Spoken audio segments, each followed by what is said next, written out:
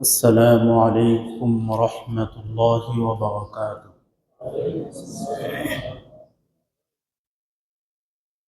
الحمد لله. الحمد لله نحمده ونستعينه ونستغفره ونعوذ بالله من شرور أنفسنا ومن سيئات أعمالنا. من يهده الله فلا مضل له ومن يضلله فلا هادي له. ونشهد أن لا إله إلا الله وحده لا شريك له. ونشهد أن سيدنا وسندنا وحبيب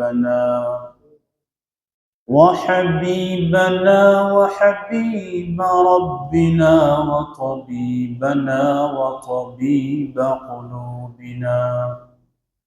ونشهد أن محمدا عبده ورسوله. أما بعد فقد قال الله تبارك وتعالى في كلامه المجيد وفي فرقانه الحميد. فأعوذ بالله من الشيطان الرجيم.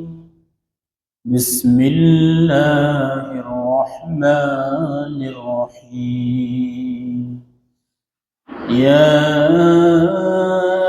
أيها الذين آمنوا اتقوا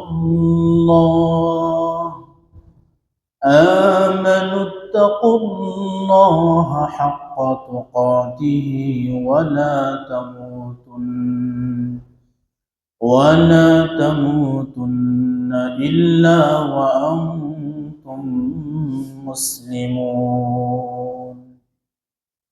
وقال تعالى في آية أخرى: وتزودوا فإن خير الزاد التقوى واتقون يا أولي الألباب.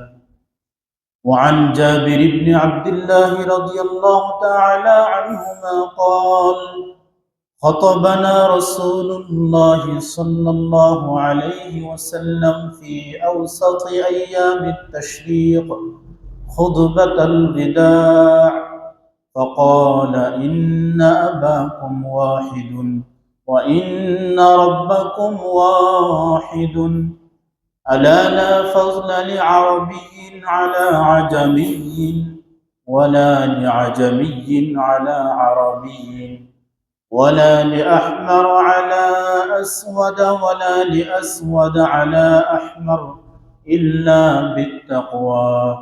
إن أكرمكم عند الله أتقاكم، أو كما قال عليه الصلاة والسلام. صدق الله المولانا العظيم وصدق رسوله النبي الكريم، ونحن على ذلك من الشاهدين والشاكرين. ربنا تقبل منا إنك أنت السميع العليم. يا صاحب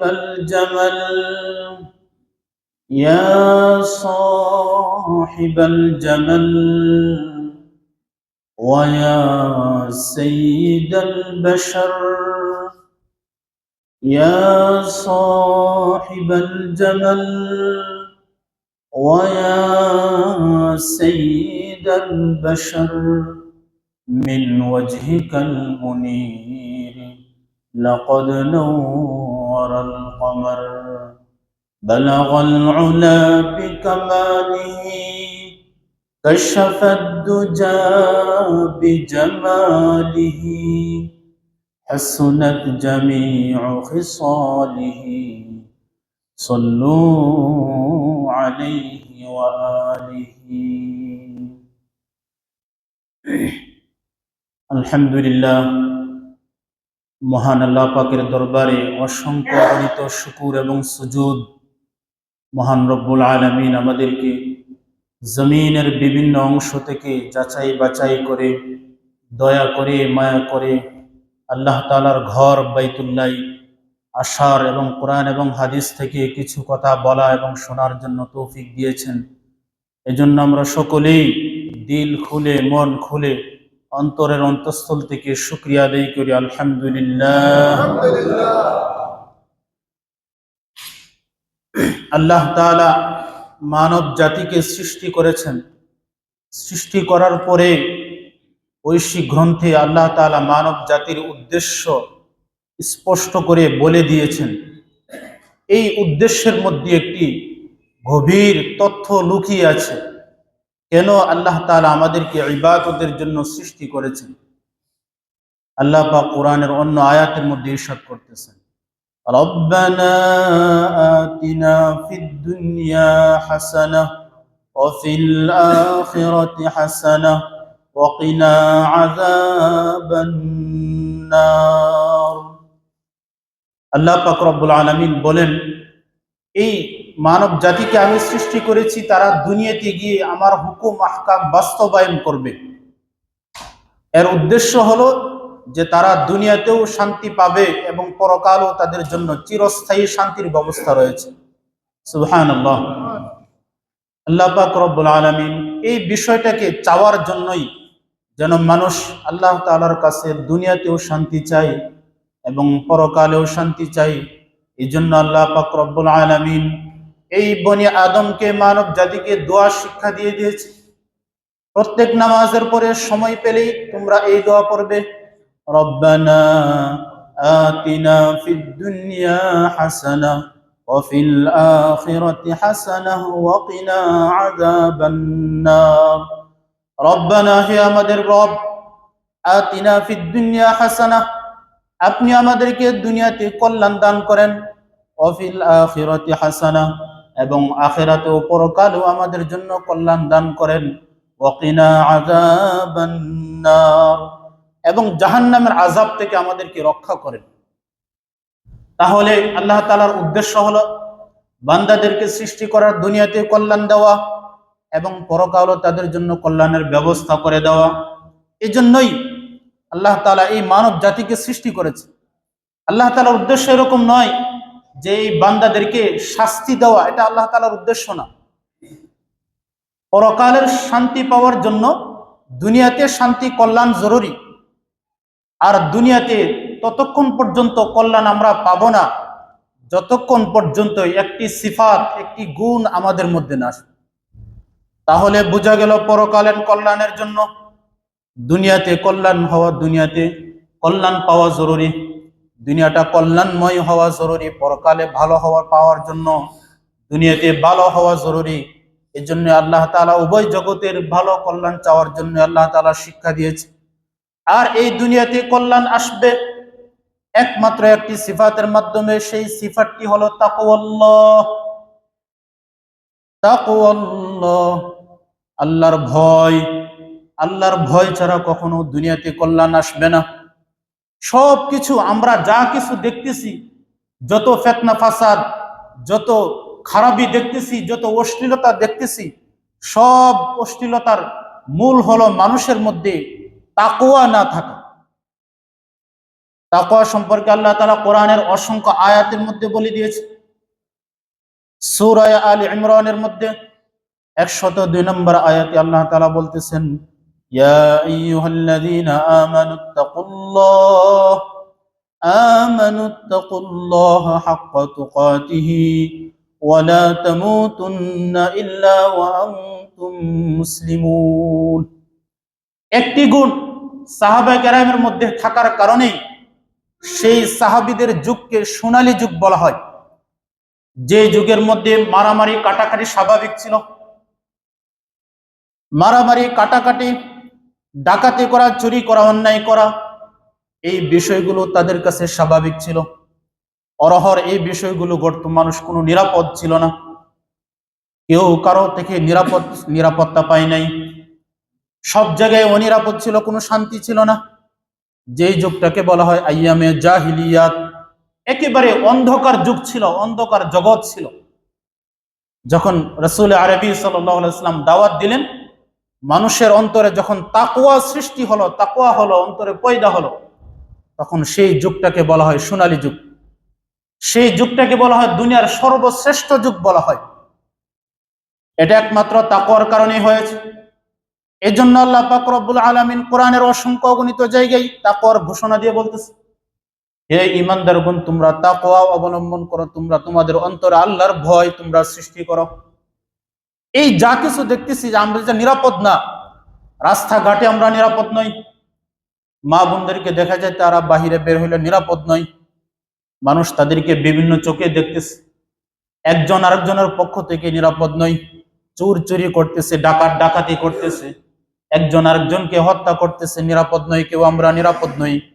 এই একমাত্র নিরাপত্তা পাওয়ার জন্য একটি সিফাত, একটি গুণ আমাদের অন্তরে সৃষ্টি করতে হবে, পয়দা করতে হবে। এই একটা জিনিস রাসূলুল্লাহ সাল্লাল্লাহু আলাইহি ওয়াসাল্লাম বারবার 3বার ইশারা করে বলছেন, আত্তাকওয়া হা হুনা, আত্তাকওয়া হা হুনা, আত্তাকওয়া হা হুনা। তাকওয়া হলো এই অন্তরের বিষয়, তাকওয়া হলো এই অন্তরের বিষয়। সাহাবায়ে কেরামের তাকওয়া দেখেন, কয়েকটি তাকওয়ার উদাহরণ দিচ্ছি। হযরত আবু বকর সিদ্দিক রাদিয়াল্লাহু তাআলা আনহু এই নবীর উম্মতের মধ্যে সবচেয়ে বড় এবং শ্রেষ্ঠ মানুষ ছিলেন হযরত আবু বকর সিদ্দিক রাদিয়াল্লাহু তাআলা আনহু। এরপরে হলেন হযরত ওমর রাদিয়াল্লাহু তাআলা আনহু। আবু বকর সিদ্দিক রাদিয়াল্লাহু তাআলা আনহু এর তাকওয়ার ঘটনা শুনেন। একদিন আবু বকর রাদিয়াল্লাহু তাআলা আনহু কয়েকদিনের তিনি ক্ষুধার্ত ছিলেন। হঠাৎ করে এক ব্যক্তি ওনার সামনে রুটি এবং গোশত উপস্থিত করেছে। আবু বকর সিদ্দিক রাদিয়াল্লাহু তাআলা আনহু এই গোশত, ক্ষুধার তাড়নায় গোশতের একটি টুকরা খেয়ে ফেলেছেন, রুটির একটি টুকরা খেয়ে ফেলেছেন। খাওয়ার পরে ওনার অন্তরে সন্দেহ সৃষ্টি হইল, এই যে গোশত এবং রুটি খাইলাম, এই গোশত এবং রুটি কোন জায়গা থেকে আসছে? যে সাহাবী গোশত এবং রুটি দিয়েছেন তাকে বলা হলো, তুমি এই গোশত এবং রুটি কোন জায়গা থেকে নিয়ে আসছো? সে বলতেছে, ইয়া আমিরুল মুমিনিন, আমি তো এই গোশত এবং রুটি আমি অনেক দিন আগে আইয়ামে জাহিলিয়াতের যুগে, তখন আমি মুসলমান ছিলাম না, তখন আমি এক ব্যক্তিকে আমি ঝাড়ফুঁক করেছি। ঝাড়ফুঁক করার পরে ওই ব্যক্তি এমন গরিব ছিল, সে আমাকে কোনো কিছু হাদিয়া দিতে পারে নাই। হঠাৎ করে একদিন তার ঘরে ভালো কিছু রান্না হয়েছে, রুটি এবং গোশত রান্না হয়েছে, সে আমাকে ডেকে নিয়ে এই রুটি এবং গোশত দিয়েছে। এই রুটি এবং গোশত চিন্তা করলাম, এই রুটি এবং গোশত তো আমি খাবোই, তারপরেও কিছু আপনাকে হাদিয়া দিয়ে দিব, এই হিসাবে আমি আপনার কাছে এই রুটি এবং গোশত নিয়ে আসছি।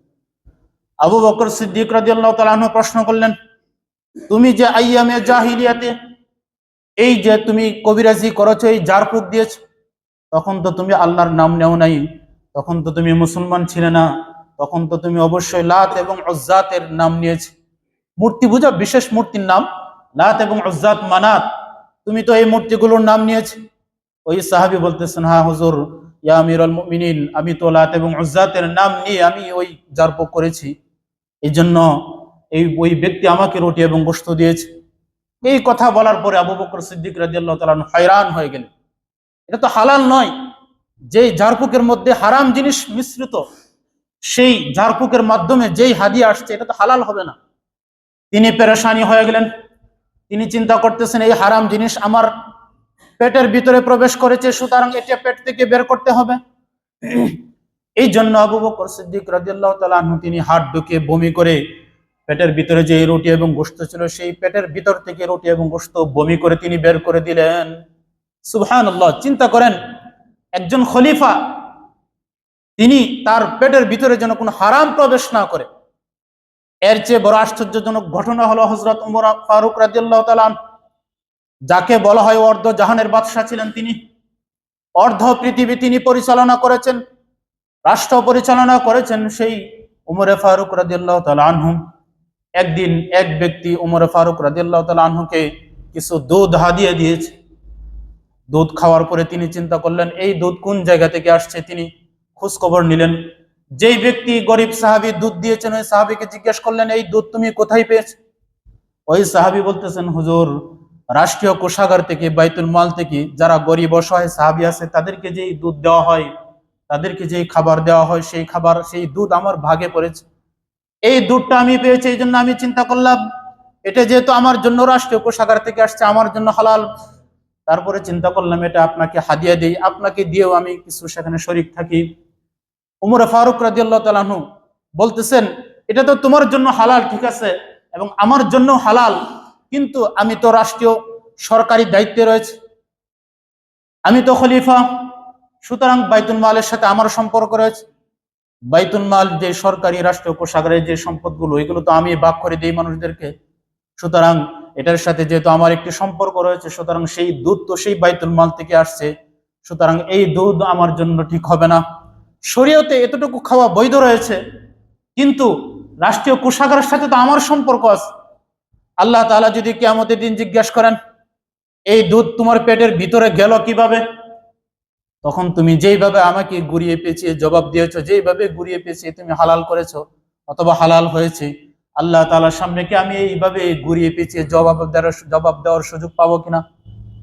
আল্লাহ তাআলার কাছে কি আমি এতটুকু সুযোগ পাবো এইভাবে ঘুরিয়ে পেঁচিয়ে, যে আল্লাহ তাআলা, হে আল্লাহ, আমার কাছে এইভাবে দুধ এসেছে, এটা কি সুযোগ পাবো কিনা আমি আল্লাহ তাআলার দরবারে? সেই উমরে ফারুক রাদিয়াল্লাহু তাআলা আনহু বলেন, ফুরাত নদীর তীরে যদি কোনো কুকুর না খেয়ে মারা যায়, তাহলে সেই কুকুর কেন না খেয়ে মারা গেল, সেই আমি ওমরের সেই জবাব দিতে হবে। এই ছিল উমর ফারুক রাদিয়াল্লাহু তাআলা আনহুর তাকওয়া। প্রসিদ্ধ ঘটনা আপনারা জানেন, উমর ফারুক রাদিয়াল্লাহু তাআলা আনহুর নিয়ম ছিল যে মাঝে মাঝে তিনি একা একা বের হইতেন, দেশ ঘুরতেন, ভ্রমণ করতেন, দেখতেন ওনার প্রজারা, যারা সাধারণ জনগণ কি অবস্থায় আছে। একদিন উমর ফারুক রাদিয়াল্লাহু তাআলা আনহু বের হইলেন, বের হওয়ার পরে রাত্রে হাঁটতেছেন, দেখতেছেন মানুষের কি অবস্থা, মানুষ কোন অবস্থায় আছে। দেখা যায় শেষ রাতে এক ঘরের পাশ দিয়ে তিনি হাঁটতেছিলেন। ওই ঘরের যেই মহিলা ছিল, যেই অভিভাবক, যেই মহিলা ছিল, সে রাত্রে, শেষ রাতে উঠে জাগ্রত হয়ে উনি ওনার মেয়েকে ডাক দিয়ে বলতেছেন, এ আমার মেয়ে, তুমি তাড়াতাড়ি ওঠো, রাত্র তো শেষ হয়ে যাচ্ছে, তুমি তাড়াতাড়ি, আমি এই দুধ নিয়ে আসলাম, তুমি সেই দুধের মধ্যে পানি মিশিয়ে দাও, এই দুধকে আরো বাড়িয়ে নাও, তাহলে আমাদের লাভ বেশি হবে, আমরা বেশি টাকা পয়সা পাবো, স্বর্ণ মুদ্রা পাবো। ওমর ফারুক রাদিয়াল্লাহু তাআলা আনহু দেয়ালের আড়াল থেকে এই কথা শুনতেছিলেন। তখন ওই ওনার মেয়ে জবাব দিল যে, এটা তো ওমর ফারুক রাদিয়াল্লাহু তাআলা আনহু ঘোষণা দিয়েছেন, দুধের সাথে যেন কেউ পানি না মিশাই। ওই মেয়ের মা জবাব দিল যে, ওমর তো এখন দেখতেছে না, সে তো এখন ঘুমিয়ে আছে। ওই মেয়ে জবাব দিল তার উত্তরে, ওমর রাদিয়াল্লাহু তাআলা আনহু যদিও তিনি ঘুমিয়ে আছেন, কিন্তু ওমর রাদিয়াল্লাহু তাআলা আনহুর যেই রব রয়েছে, ওমরের যেই রব রয়েছে, সেই রব তো তিনি ঘুমিয়ে নাই। ওমরের রব তো ঘুমিয়ে নাই। ওমর তিনি ঘুমিয়ে আছেন, কিন্তু তার রব তো ঘুমিয়ে নাই। এই কথা বলার পরে ওমর ফারুক রাদিয়াল্লাহু তাআলা আনহু উনি বাসায় গেলেন। বাসায় যাওয়ার পরে ওনার যে ছেলে ছিল আব্দুল্লাহ ইবনে ওমর, আব্দুল্লাহ ইবনে ওমরকে বলতেছে যে, আমি একটা মেয়েকে দেখে এসেছি, একটি ভালো মেয়ে, তাকওয়াবান একজন মেয়ে, সেই মেয়েকে তোমার সাথে বিবাহ দিতে চাই, তুমি ওই মেয়ের বাড়িতে প্রস্তাব নিয়ে যাও। কারণ এই ধরনের মেয়ে পাওয়া যায় না যাদের মধ্যে তাকওয়া রয়েছে। আজকাল দেখা যায় আমরা বিবাহের ক্ষেত্রে আমরা তাকওয়া দেখি না, দেখি আমরা ধন সম্পদ বেশি দেখি, আমরা বেশি সৌন্দর্যতা দেখি, আমরা বেশি ধনাঢ্যতা দেখি, সম্পদ দেখি, বড় ক্ষমতা দেখি, কার কত ক্ষমতা বেশি আছে তার সাথে আমরা বিবাহের সম্পর্ক করি। অথচ ওমর ফারুক রাদিয়াল্লাহু তাআলা আনহু দেখলেন কি তাকওয়া, তার মধ্যে তাকওয়া আছে কিনা। এর জন্য তাকওয়ার এত দাম। সেই ওমর ফারুক রাদিয়াল্লাহু তাআলা আনহু ওনার ছেলে আব্দুল্লাহ ইবনে ওমরকে এই মেয়ের সাথে বিবাহ দিয়ে দিলেন। সেই মেয়ের ঘর থেকে একটা মেয়ে হলো, সেই মেয়ের ঘর থেকে আরেকজন মেয়ে হলো, সেই মেয়ের ঘর থেকে একজন সন্তান হলো। এই সন্তানটা হলো দ্বিতীয় ওমর, যাকে বলা হয় ওমর ইবনে আব্দুল আজিজ রাহমাতুল্লাহি আলাইহি। দ্বিতীয় ওমর যাকে বলা হয়, ওমর রাদিয়াল্লাহু তাআলা আনহুর ছেলের পুত্রবধূর মেয়ের ছেলে ওমর ইবনে আব্দুল আজিজ, যিনি ষষ্ঠ খলিফা ছিলেন। মাত্র 2.5 বছর তিনি রাজত্ব খলিফা ছিলেন, 2.5টা বছর তিনি দেশ চালিয়েছেন।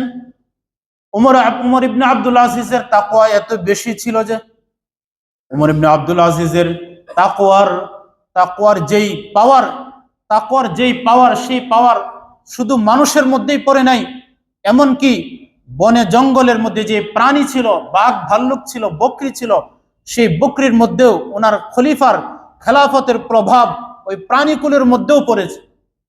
দেখা যায় তো ওমর ইবনে আব্দুল আজিজের যুগে বাঘ এবং বকরি একসাথে পানির ঘাটে পানি পান করেছে। এমনকি বন জঙ্গলের যে সমস্ত হিংস্র পশুগুলো ছিল, সেই পশুগুলো, নিরীহ পশুগুলোর উপর অত্যাচার তারা করতো না। তারা একসাথে একই জঙ্গলের মধ্যে হিংস্র পশুগুলো এবং নিরীহ পশুগুলো বসবাস করত। এইরকম তাকওয়া ছিল, মানে প্রাণীগুলো তারাও পরস্পরে একজন আরেকজনকে খেয়ে ফেলতো না, অত্যাচার করতো না। মানুষের মধ্যে তো ইনসাফ ছিলই, এমনকি প্রাণীগুলোর মধ্যেও ইনসাফ ছিল। দেখা যায় তো একদিন বাঘ এবং বকরি একসাথে ঘাটের মধ্যে পানি পান করছে। হঠাৎ করে একদিন দেখা যায় সেই বাঘ বকরিকে খেয়ে ফেলতেছে। এক মহিলা ডাক দিয়ে বলতেছে, এই তোমরা সকলেই জেনে রাখো, উমর ইবনে আব্দুল আজিজ মারা গিয়েছে।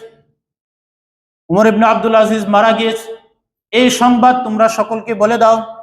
সকলে আশ্চর্য হয়ে গেল, কি ব্যাপার? উমর ইবনে আব্দুল আজিজের খেলাফত তো অনেক দূরে, তার মসনদ তো অনেক দূরে, তুমি বুঝতে পারলে কিভাবে যে উমর ইবনে আব্দুল আজিজ মারা গিয়েছে? খোঁজ খবর নিয়ে দেখা গেল, কয়েকদিন পরে খোঁজ খবর নিয়ে দেখা গেল উমর ইবনে আব্দুল আজিজ ঠিকই মারা গিয়েছে। ওই দিন যেই দিন ঘোষণা দিয়েছে ওই দিনেই মারা গিয়েছে। ওই মহিলাকে জিজ্ঞাসা করা হলো, উমর ইবনে আব্দুল আজিজ মারা গিয়েছে, এটা তুমি বুঝলে কিভাবে? সে বলতেছে, আমি প্রতিদিন দেখি ওই ঘাটের মধ্যে, ওই পানির ঘাটের মধ্যে বাঘ এবং বকরি একসাথে পানি পান করে, কিন্তু আজকে দেখা গেল সেই বাঘ সেই বকরিকে খেয়ে ফেলেছে। তাহলে বোঝা গেল উমর ইবনে আব্দুল আজিজ নেই, না থাকার কারণে তার ইনসাফ শেষ হয়ে গিয়েছে। ইনসাফ না থাকার কারণে দেখা গেল আজকে বাঘ বকরিকে খেয়ে ফেলেছে। এত ইনসাফ এবং এত তাকওয়া ছিল উমর ইবনে আব্দুল আজিজের।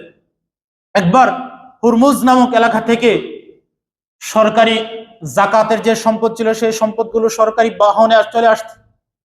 বিভিন্ন জায়গা থেকে সরকারিভাবে জাকাতের যে সম্পদ ছিল সেই সম্পদগুলোকে জমা করা হয়। একবার হুরমুজ নামক এলাকা থেকে উমর ইবনে আব্দুল আজিজ এক ব্যক্তিকে পাঠিয়েছেন, তুমি ওই জাকাতের সম্পদগুলো ওই হুরমুজ নামক এলাকা থেকে নিয়ে আস। ওই এলাকার যত জাকাতের সম্পদ ছিল সবগুলো আনা হলো। যখন জাকাতের বাহন আসতেছিল, এক সাহাবী, এক ব্যক্তি, তিনি চিন্তা করলেন, আমার কাছে কিছু ভালো খেজুর রয়েছে, এই খেজুরগুলো আমি ওমর ইবনে আব্দুল আজিজকে, খলিফাকে আমি হাদিয়া দিতে চাই। সুতরাং এই খেজুরগুলো আমি, যেহেতু ওই বাহন যাচ্ছে, এই বাহনের মধ্যে যেহেতু কিছু জায়গা ফাঁকা আছে, খালি আছে, সুতরাং এই বাহনের মধ্যে আমি এই খেজুরগুলো দিয়ে দিই।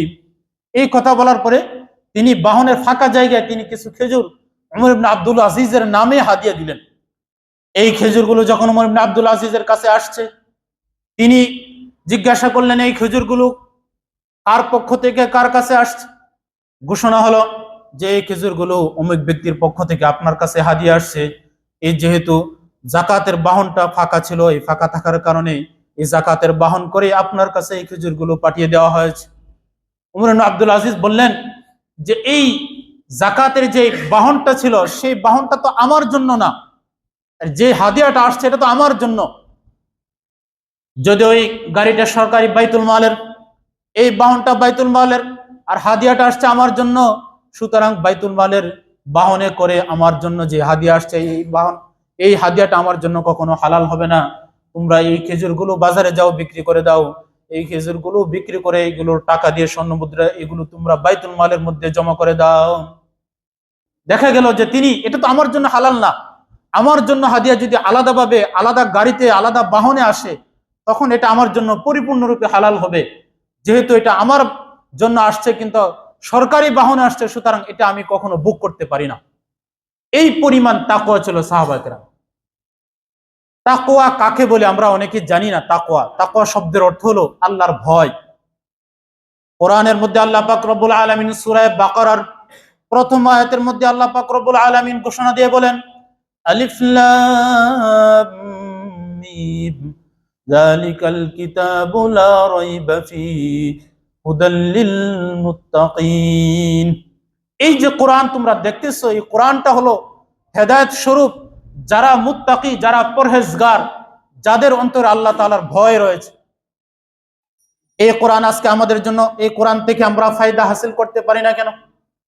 এই কোরআনকে আমরা গ্রহণ করতে পারি না কেন? এটার একমাত্র কারণ হলো আমাদের অন্তরে তাকওয়া নাই, আমাদের অন্তরে আল্লাহর ভয় নাই। আমাদের অন্তরে যদি আল্লাহর ভয় থাকতো তাহলে এই কোরআনটা আমাদের জন্য উপকারী হইতো।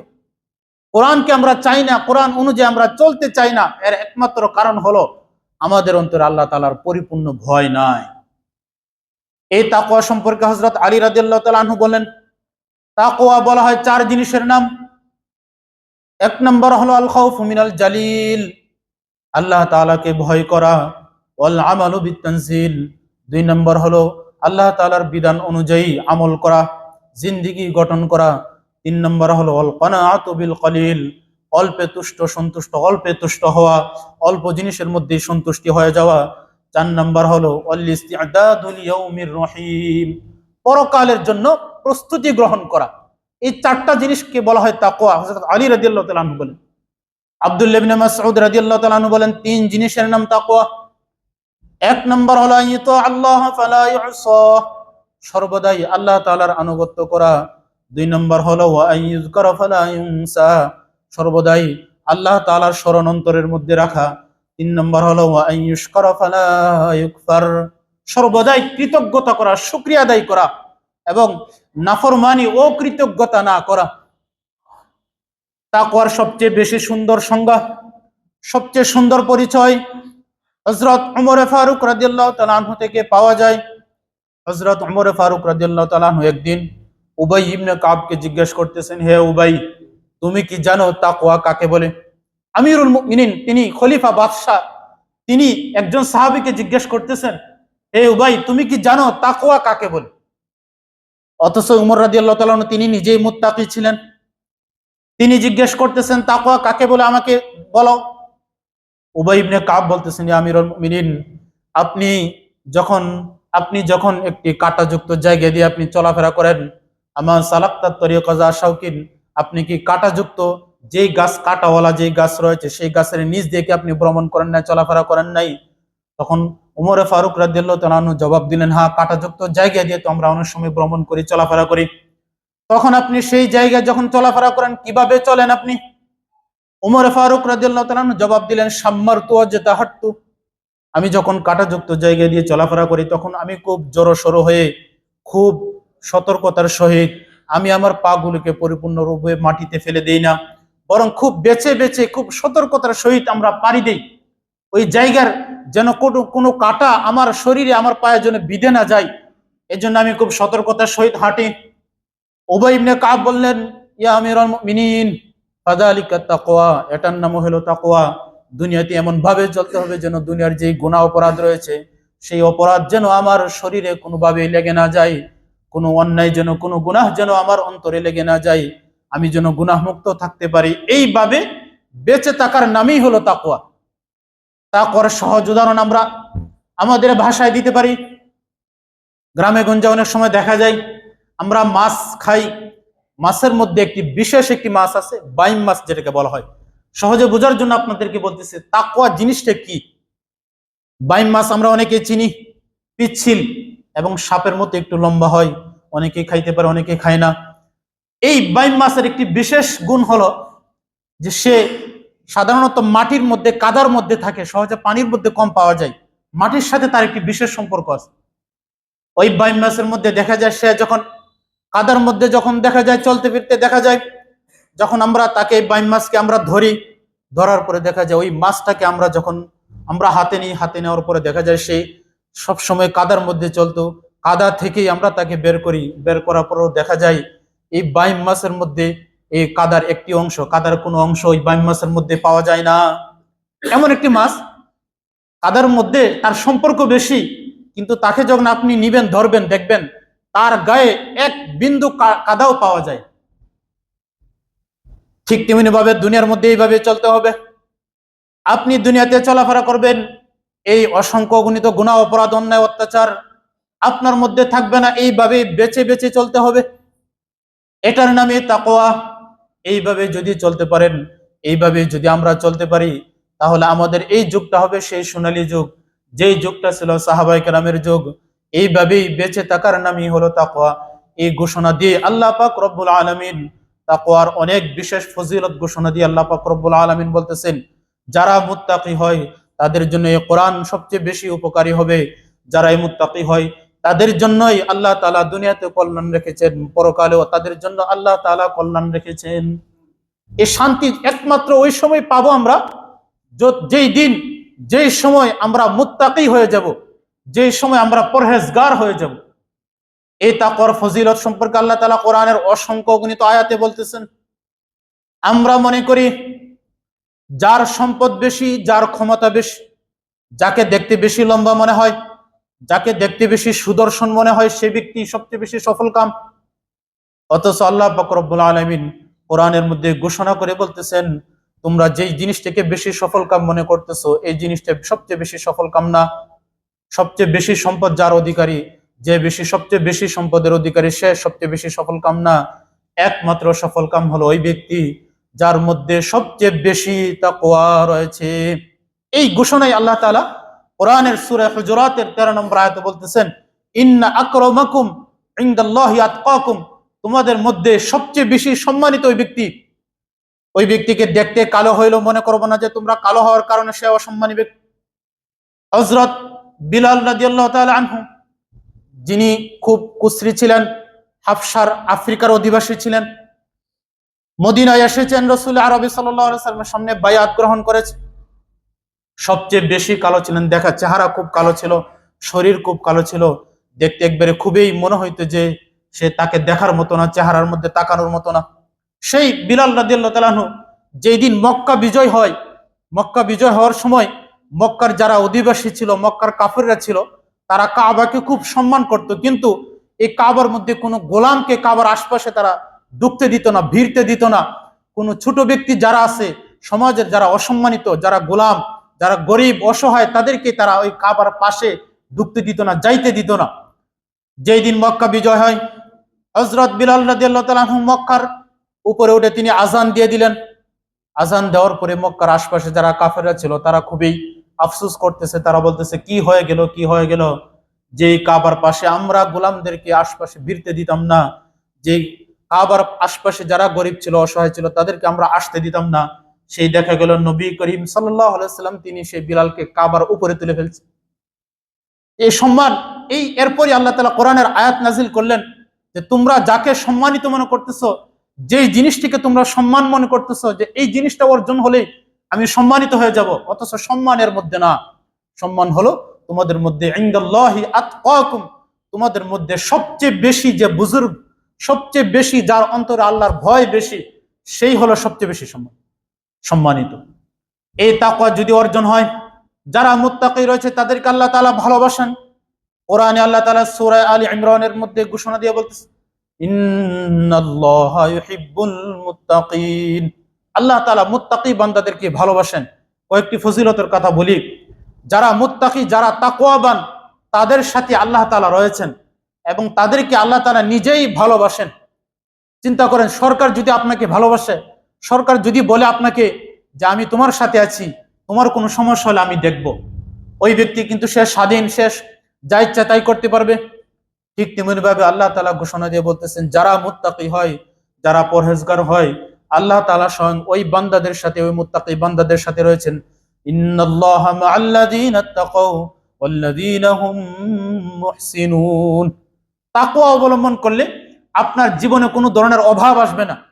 আপনার জীবনে কোনো ধরনের বিপদ আপদ আসলে বিপদ আপদ গুলো আল্লাহ তাআলা তাকওয়ার কারণে সরায় দিবেন। রিজিকের কোনো অভাব হবে না। ওয়ারযুকহু মিন হাইসু লা ইয়াহতাসিব, আল্লাহ তাআলা তাকওয়াবান বান্দাকে এমন জায়গা থেকে রিজিক দিবেন, এমন জায়গা থেকে রিজিক দিবেন যে সে কল্পনাও করতে পারবে না যে এই জায়গায় আমার রিজিক ছিল, কল্পনা করতে পারবে না। ছোট্ট একটি ঘটনা, অনেক আলোচনা রয়েছে তাকওয়া সম্পর্কে। এক ডাকাত দল ছিল, ডাকাতি করতে গিয়ে ডাকাতি শেষ করার পরে তারা চলতেছিল, হঠাৎ করে এক জায়গায় বিশ্রামের দরকার হয়েছে। বিশ্রাম করতেছে, করার পরে দেখে একটি লম্বা একটি গাছের উপরে একটু পরে একটি পাখি কিছু আধার নিয়ে আসে, কিছু খাবার নিয়ে আসে। একটু পরে খাবার রেখে আবার সে চলে যায়, আবার খাবার রেখে সে আবার চলে যায়। এইভাবে করতেছে। ডাকাত দল দেখে আশ্চর্য হয়ে গেল যে ব্যাপার কি, এই গাছের মধ্যে একটু পরে একটি পাখি খাবার নিয়ে আসে, অথচ এই পাখির এই গাছের মধ্যে তো কোনো ধরনের ছোট বাচ্চার আওয়াজ শোনা যায় না, ছোট পাখি বাচ্চার আওয়াজ শোনা যায় না। এই পাখির একটু পরপর আসে কেন? তারা আশ্চর্য হয়ে গাছের উপরে উঠলো। ওঠার পরে দেখতেছে ওই গাছের উপরে একটি সাপ, ওই গাছের উপরে বাসা বেঁধে বসা। আবার এমন এমন সাপ, যে সাপের চোখ আছে ঠিক, কিন্তু এই সাপ চোখ দিয়ে দেখতে পারে না, অন্ধ। এই অন্ধ সাপটা ওই গাছের উপরে সে বাসা বেঁধে রয়েছে। আর আল্লাহ তাআলার পক্ষ থেকে ওই পাখিকে হুকুম দেওয়া হয়েছে, তুমি ওই সাপকে সবসময় তুমি আদার দাও, খাবার দাও, তুমি খাবারের ব্যবস্থা করো। চিন্তা করেন কোন জায়গায় সাপের বাসা, আর কোন পাখি সেই সাপের জন্য খাবারের ব্যবস্থা করতেছে। এজন্য যদি তাকওয়া অর্জন করতে পারি আমরা, তাহলে আল্লাহ তাআলা আমাদেরকে এমন জায়গা থেকে রিজিক দিবেন যেটা আমরা কল্পনা করতে